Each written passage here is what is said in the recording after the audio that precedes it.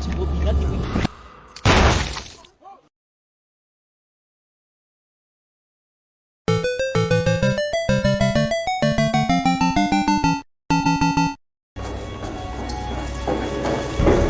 dimulai dengan diperlihatkannya seorang tahanan yang akan segera bebas.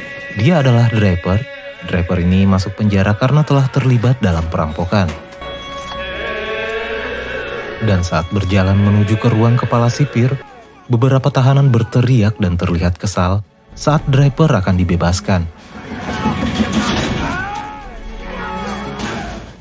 Hal ini ternyata karena mereka semua adalah korban dari keganasan Draper selama dalam penjara. Saat bebas, Draper terlihat sangat tergesa-gesa. Ia lalu menuju ke sebuah bengkel dan menemukan mobilnya di sana. Setelah masuk dan mengecek isi mobil, ia menemukan alamat dan juga pistol berjenis Magnum dalam mobilnya itu. Sebelum berangkat, ia lalu melihat sebuah foto yang mana nanti kita akan tahu siapa orang yang menemani Draper dalam foto itu.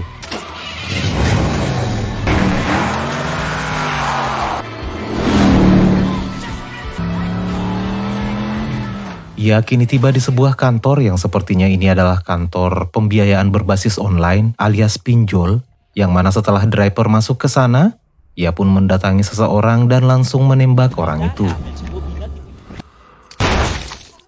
Setelah membunuh, Draper lalu pergi.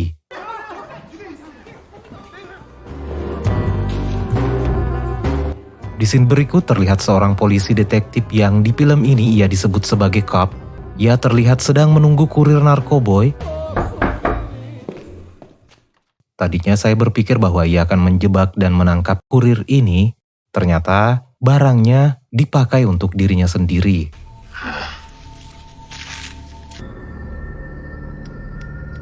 Wow, gak bahaya tak? Lanjut, kejadian pembunuhan yang dilakukan oleh Draper terhadap seorang operator pinjol ternyata menjadi kasus yang ditangani oleh cop. Awalnya, seorang detektif wanita yang ada di sana yang bernama Cicero, yang kita sebut saja Cici, tidak mau berbagi kasus dengan cop karena Cici tahu cop adalah pemabuk. Namun kata cop, ia sudah diizinkan oleh bosnya untuk membantu Cici menangani kasus ini. Dan cop mengatakan kalau ia tidak akan mengacaukan kasus yang menjadi kasus terakhirnya ini sebab beberapa minggu lagi ia akan pensiun. Sekarang kita kembali ke Draper. Ia kini mendatangi seseorang yang kita sebut saja namanya Mas Wawan, yang ternyata orang inilah yang memberikan daftar nama orang yang dicari oleh Draper.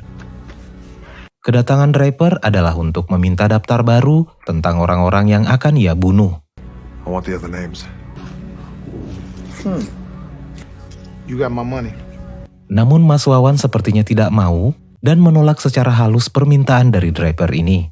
Dan karena Draper ngotot untuk mendapatkan datanya, maka Mas Wawan lalu menyuruh anak buahnya yang kita sebut saja namanya Suroso untuk mengusir Draper.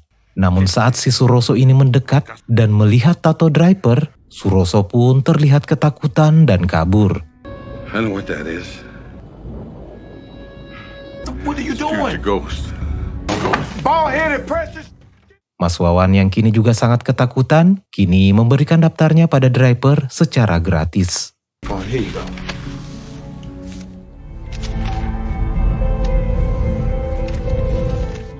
Cop dan Cici sekarang memeriksa file CCTV kejadian kematian operator pinjol yang dilakukan oleh Draper. That's not just fear, that's recognition. Maybe. Di scene berikut, terlihat seorang pria bernama Killer. Ia adalah seorang pembunuh bayaran yang dulunya merupakan software engineering hingga membuatnya menjadi kaya dan juga punya pacar yang cantik. Dan saking kayanya si Killer ini, setiap kasus pembunuhan yang ia tangani, ia hanya meminta upah $1.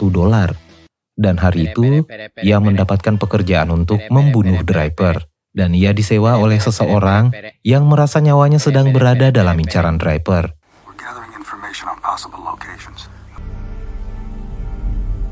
Killer lalu bersiap dan kemudian berangkat.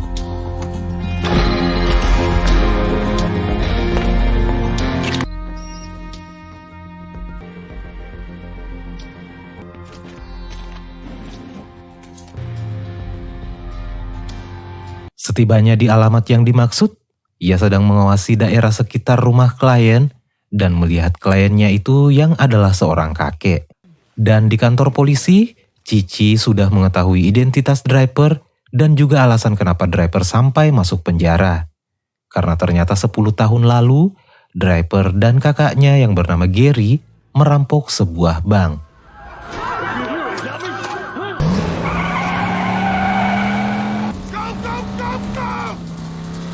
Tertangkapnya Draper bukan pada hari kejadian itu, karena dengan kemampuan berkendara yang ia miliki, Draper dan teman-temannya berhasil lolos dari kejaran polisi.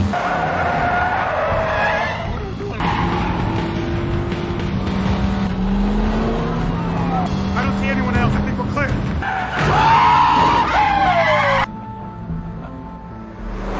Namun setelah beberapa hari dari kejadian itu, keberadaannya diketahui dan ia pun diincar oleh kelompok perampok lain. Teman-temannya pun dibunuh dan kini hanya tersisa Draper dan Gary. Mereka berdua dipaksa untuk mengatakan di mana tempat uang hasil rampokan disembunyikan. Dari sinilah Draper melihat wajah orang-orang yang terlibat dalam penyergapannya itu, termasuk operator pinjol yang sudah ia habisi.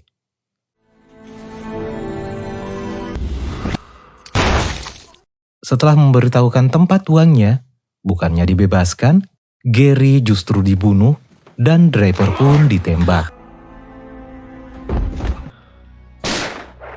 Peluru menembus kepala belakang Draper hingga ke pipinya, dan ia pun dinyatakan meninggal, namun Draper menolak untuk mati.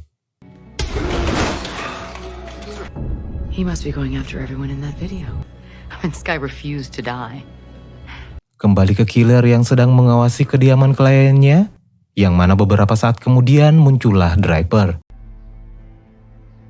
Draper kembali melihat daftar nama orang yang akan ia bunuh, yang mana itu adalah si kakek klien dari killer.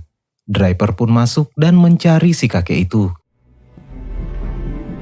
Kakek ini ternyata pura-pura terlihat lemah, dan ia juga ternyata adalah kakek mesum bin Cabul. Yeah.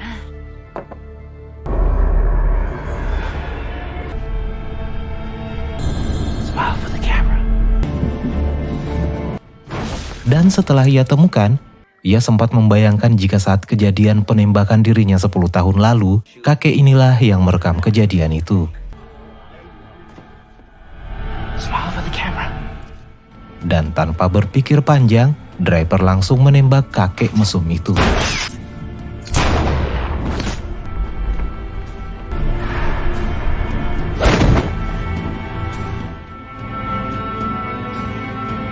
Please don't hurt me. I'm not gonna hurt you. Saat keluar, Draper mengetahui jika ia diawasi oleh killer dan terjadilah tembak-menembak. Sebelum lanjut, untuk kalian yang belum subscribe, silakan subscribe dulu agar saya semakin semangat untuk mereview alur film selanjutnya, dan saya mohon dukungannya agar channel ini bisa mencapai 100.000 subscriber. Amin.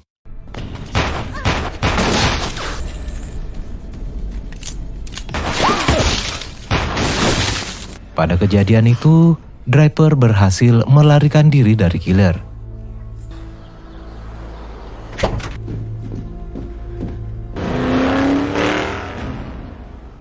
Killer lalu menceritakan apa yang baru saja ia saksikan. Ia mengatakan bahwa ia baru saja menghadapi seseorang yang tidak punya rasa takut hingga membuat dirinya gemetar. Dan selama ia menjadi pembunuh bayaran, baru kali ini ia merasa takut. Pacarnya yang cantik pun menyemangati killer dan mengatakan kalau killer pasti akan bisa menyelesaikan tugasnya itu. Lanjut, Cici dan Cop kini menyelidiki kematian si kakek mesum. Cici pun akhirnya bisa menyimpulkan jika pembunuh ini adalah Draper karena menemukan bukti bahwa saat kejadian penembakan Draper, kakek cabul inilah yang merekam kejadian itu. Namun ada hal yang membuat polisi bingung, yaitu kemunculan seseorang yang mengincar Draper alias Babang Killer. Dad who shot our snuff films. Second shooter at the scene. No one recognizes dude. Lanjut, Draper kali ini mendatangi alamat selanjutnya yang ada dalam listnya, dan itu adalah mantan pacarnya. Kedatangan Draper bukan untuk membunuh, Draper hanya ingin menanyakan tentang anak yang pernah dikandung oleh mantannya dulu, dan Draper mengira jika anak yang baru saja ia lihat di luar adalah anaknya, namun ternyata bukan. I didn't see any sense of 3 wasted lives. Sang mantan lalu menjelaskan semuanya pada Draper. David's 8, do the math. Did you find a good family? An abortion. Sorry. Mantannya ini ternyata tahu jika Draper sedang berburu untuk balas dendam, dan ia pun memberikan pesan penyemangat. I hope you kill them all! Kini kita kembali ke Cobb. Cobb mendatangi mantan istrinya yang bernama Marina, yang mana dulunya Marina ini adalah mantan informan dari Cobb. Cobb meminta pada Marina agar dibolehkan nginap dan bisa menikmati cinta satu malam bersama mantannya itu. Please take me back. It'll be okay. I'm begging you. Please. What are you doing? Get off. Marina tahu jika Cobb masih bergantung pada barang haram, Marina pun menyuruh Cobb untuk menyerahkan barangnya itu jika ingin nginap. Here. I just want to be here with you for one night. Dan akhirnya, keinginan Cobb untuk bisa nginap di rumah mantannya itu sudah tercapai. Ia kini terlihat sedang bersama anaknya, dan saat keluar mencari Marina, ternyata si Marina and Hand Body Lotion ini sedang menikmati narkoboy yang sudah ia ambil dari Cobb. Kita kembali ke Draper, yang mana Draper kali ini mendatangi target selanjutnya yang merupakan security sebuah bar, dan targetnya inilah yang menggorok leher kakaknya. Oh, Jesus, no! Draper pun kini masuk dan menemui si security. Hold on, big man. Good kid, man. Go on, have a good time. It's a 2-drink minimum tonight, babe. Wake up, Joe. Di dalam kamar mandi, si security ternyata tidak kaget dengan kemunculan Draper dan ia sudah bersiap untuk kejadian hari ini. I've been expecting you. Joe. Go outside and watch the door.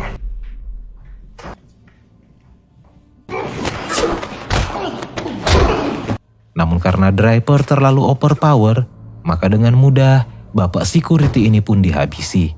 Dan sebelum menghembuskan napas terakhirnya, si bapak security menyuruh Draper untuk menelpon anaknya dan mengatakan jika bapaknya ini telah menyesal tentang kelakuan masa lalunya.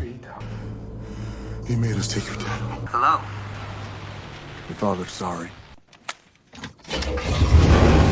Keesokan harinya, killer dihubungi oleh kliennya dan mengatakan kalau Draper akan muncul di rumah sakit karena targetnya tidak mati. Hal yang sama juga diucapkan oleh Cobb pada Cici. Ia mengatakan bahwa Draper pasti akan menuntaskan pekerjaannya, maka Draper ini pasti akan menuju ke rumah sakit darah Polewali tempat si bapak security dirawat. Dan benar saja, Draper yang mendengar kabar jika targetnya masih hidup langsung banting setir dan menuju ke rumah sakit. Cobb terlihat sudah menunggu dalam rumah sakit itu. Dan beberapa saat kemudian, Draper yang sudah tiba lalu mencari ruang operasi. Dan saat masuk ke sana, tanpa sepatah kata pun, ia langsung menembak si bapak security dan memastikan jika bapak security ini sudah benar-benar meninggoy. Cobb yang mendengar suara tembakan langsung menuju ke sana, namun Draper ternyata sudah pergi. Cobb lalu mengikuti petunjuk dari pegawai rumah sakit. Dan saat ia sudah melihat Draper, ia pun langsung menembaknya.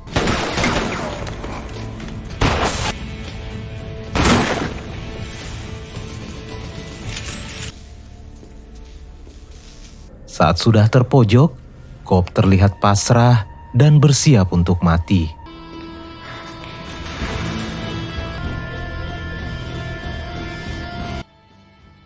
Draper ternyata tidak membunuh Cobb.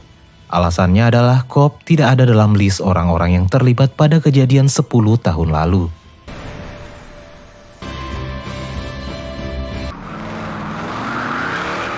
Dan saat di jalan, killer ternyata berhasil menemukan Draper.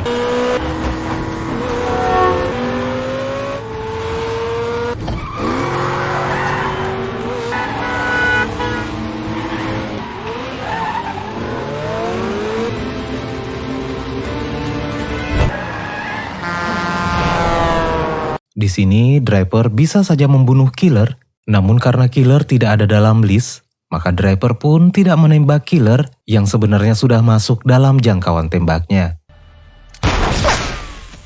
Dan Killer justru mengambil kesempatan ini dengan menembak Draper.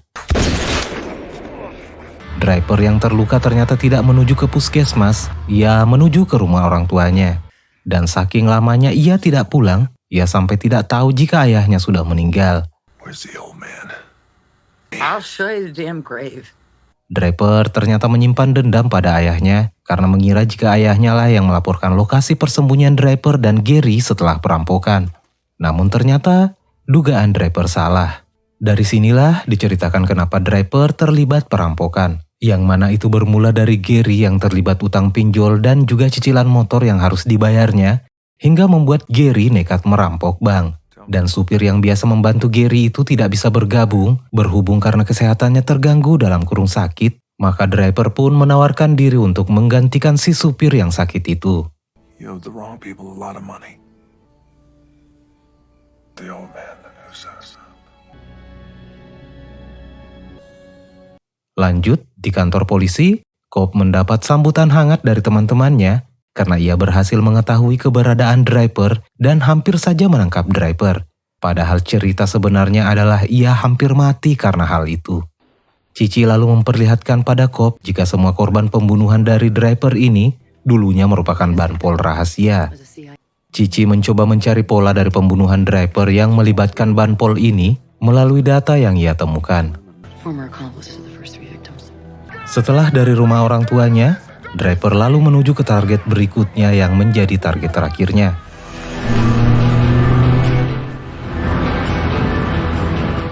Targetnya ini adalah seorang pastur, dan pastur ini terlihat begitu ketakutan saat melihat Draper berada di antara para jemaatnya.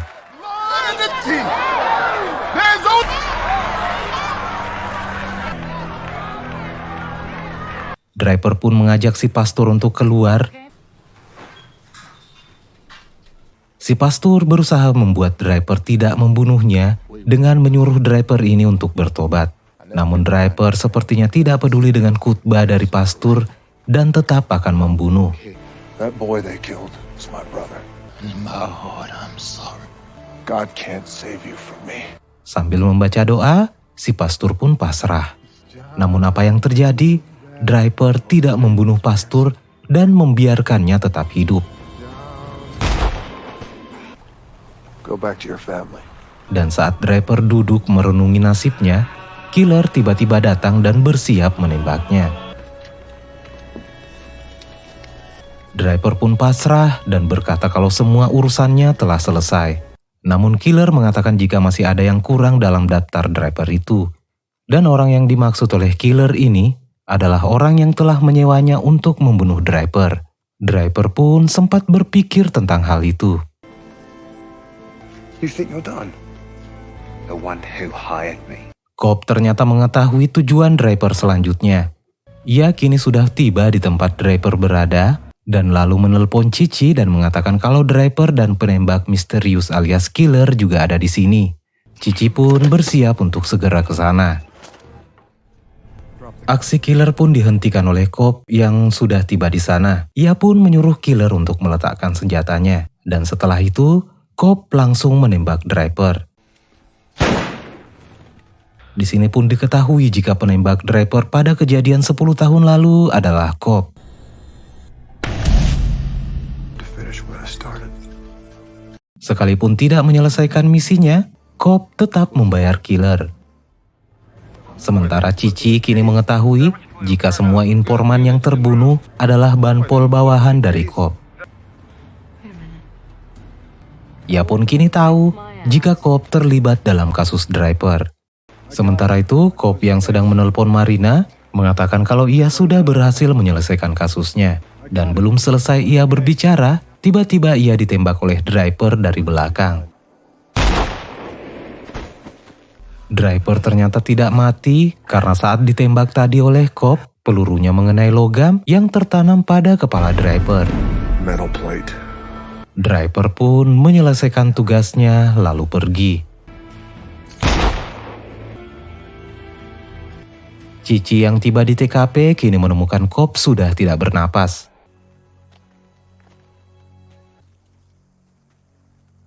Di akhir film terlihat pastor kembali berkhotbah dan Draper membuang abu kakaknya di Sungai Mapili dan film pun tamat.